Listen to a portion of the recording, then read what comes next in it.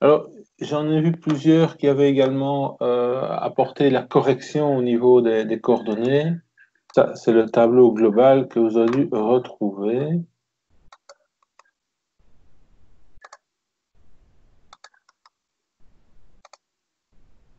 Alors, normalement, vous aviez... Ah ben voilà, c'est le tableau que vous aviez ici. Hein.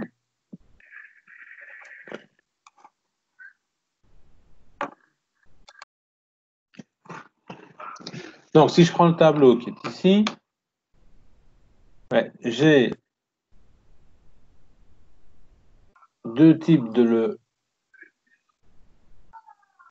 cheminement. On a donc fait tout un parcours dans le terrain. Où est mon terrain?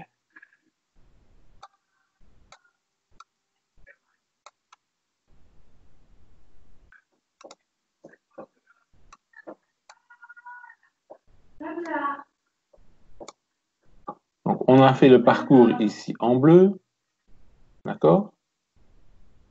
Et à chaque point, on a également pris des mesures complémentaires. Donc, on a fait un cheminement encadré.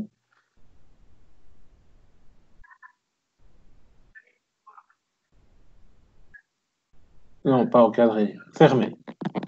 Encadré, c'est quand on part entre deux bornes connues. Ici, un cheminement fermé, c'est-à-dire qu'on est parti d'un point, on a suivi la ligne bleue, et puis on est revenu au même point. Et théoriquement, on doit revenir pile aux mêmes coordonnées. Le fait de ne pas arriver aux mêmes coordonnées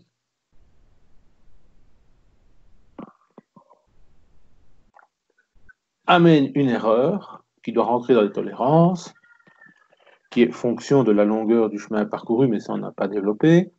Et donc, si on n'arrive pas au même point, on va avoir une petite erreur et on pourra recorriger l'erreur. Puis si on connaît le delta x et le delta y, on va le répartir sur l'ensemble des points, sur certains on fait. Alors, ensuite, à chaque point, on a également relevé d'autres points. D'autres points qui sont à l'extérieur du terrain. Donc, ici, au point 0, 0, on a relevé au point 0, 0, c'est-à-dire le point A, on a relevé un point ici qu'on a appelé 11, un point 12.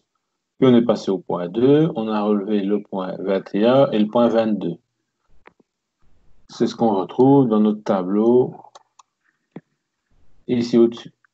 J'ai fait le point 1, le point 2, le point du 2 à 3, de 3 à 4, de 4 à 5, de 5 à 6. Et à chaque fois, au point 1, on a également visé le point 11, 12, au point 2, point 21, point 22.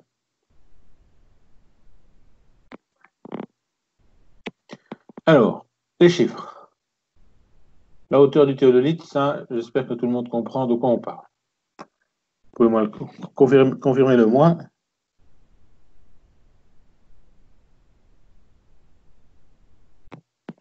Ensuite, on a chaque fois fait une mesure,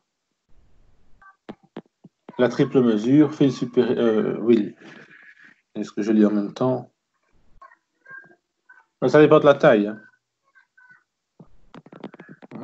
Donc, on a fait chaque fois les relevés, le fil stadimétrique haut, le fil stadimétrique bas et le fil neutre. Ce qui nous permet de mesurer chaque fois des différences de hauteur. Donc, grâce à toutes ces colonnes-ci, on va pouvoir suivre les dénivellations tout au long du parcours, mais aussi pour les différents points qu'on a visés à chaque fois à l'extérieur. D'accord? Donc, vous avez ici, et grâce au fil neutre, on va pouvoir déterminer les dénivellations, et grâce aux deux autres fils, on peut calculer les distances. Ça, vous savez faire sans problème.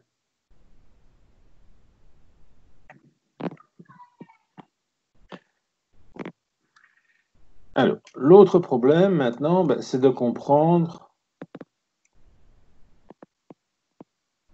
Donc, ici, on a pu chaque fois mesurer les distances. Hein, j'ai fait un point, j'ai visé le nom du point 1, j'ai visé le point 2.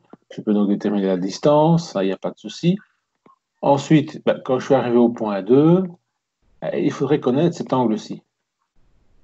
Et donc, cet angle-ci, je l'ai comment? J'ai fait une visée vers le point 1 et une visée vers le point 3. Et j'ai relevé les angles. Alors, vous voyez qu'ici, le terrain, cette fois-ci, je l'ai mis à légèrement incliné. Je vais revenir là-dessus après. Alors, pour connaître les angles, ben, je suis au point 2, je regarde vers le point A, je suis au point 2, je regarde vers le point 3. C'est ce qu'on retrouve dans le tableau ici au-dessus. Je suis au point 2, je regarde vers le point A,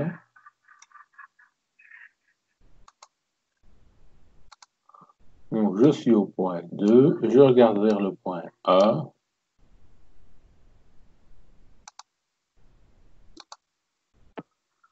et je peux donc mesurer l'angle sur le théodolite. Je vise le point 3, et donc je mesure également l'angle vers le point 3. D'accord? Donc, comme je l'avais montré, on n'est pas obligé de reprendre un repère à 0, on peut reprendre un repère à n'importe quelle valeur, puisqu'on fait une différence d'angle, donc je pourrais trouver l'angle entre les deux directions. Alors, ce que j'explique là maintenant, ben, en fait, on le retrouve où?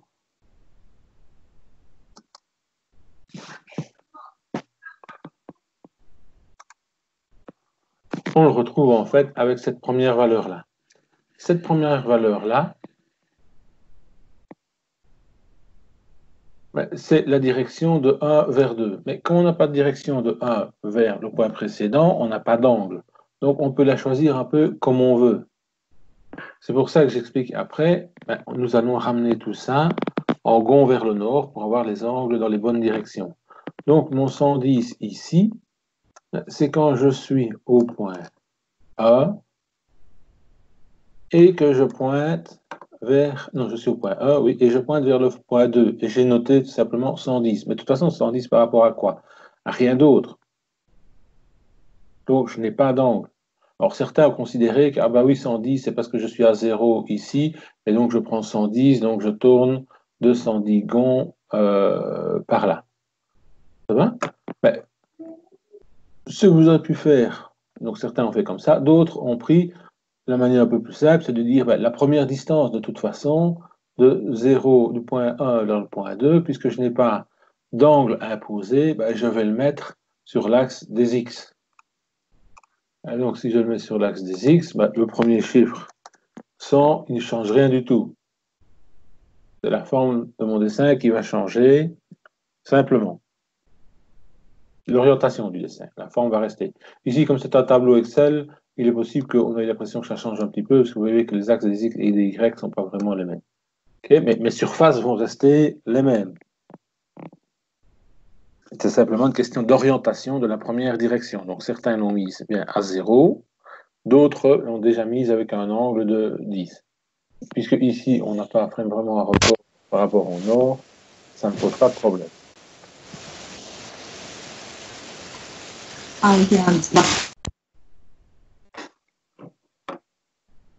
Alors, ensuite,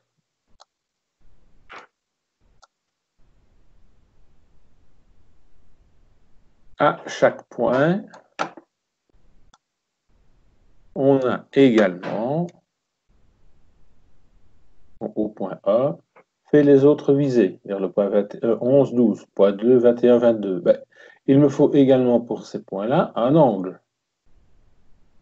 Donc, quand j'étais au point 2, au point A, pardon, j'ai visé vers le point 2. Voilà l'angle que j'avais. Ben, j'ai fait une visée vers le point 11 et le point 12. Il faut que là également, je relève les angles, puisque ceci me permet d'avoir les différences de niveau. Ces valeurs-là vont me permettre de connaître la distance. Ceux-ci vont me permettre de connaître les orientations. J'ai la vidéo, top. Ça le va, on t'entend. Ouais. Donc, ainsi, je peux recalculer par de la trigonométrie quels sont les angles par rapport au nord. Donc, vous voyez mon schéma ici. Le premier, je l'ai pris à 100. Le deuxième, puisque je connais l'angle entre la direction 2 vers 1 et 2 vers 3, je peux connaître l'angle global qui est là-bas, comme vous avez fait la fois passée, donc je peux retrouver la direction, et ainsi de suite. Et ainsi, j'ai pu tout transformer, tous mes points, en coordonnées x, y. Donc, le premier, je le prends bien à 0, 0, 0. Le Monsieur. deuxième, il est à 80, 0, 0.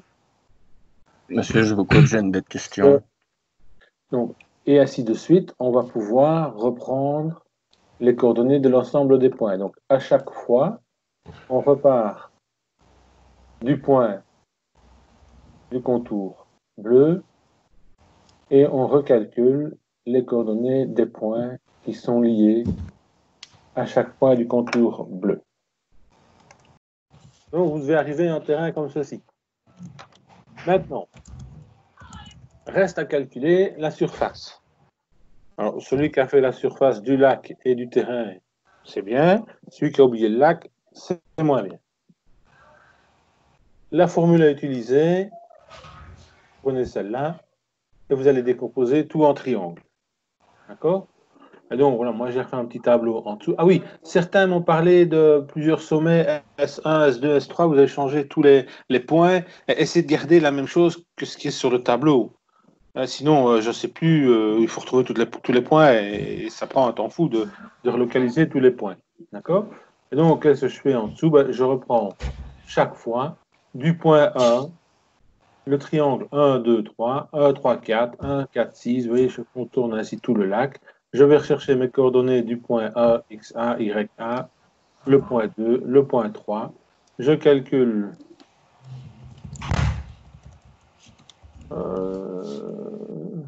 ah oui, mais il manque des colonnes ici. Je vais passer des colonnes.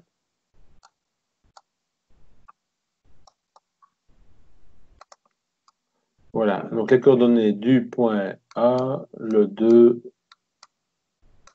et le 3, les longueurs de chaque côté, le fameux P de la formule et la surface. Et puis en les sommant, vous voyez, j'arrive ici à 3146. Attention, comme j'ai modifié un petit peu tous les angles, j'espère que ça n'a pas eu d'impact là-dessus. Et ma surface totale du terrain, 8673. Surface totale, 11 819.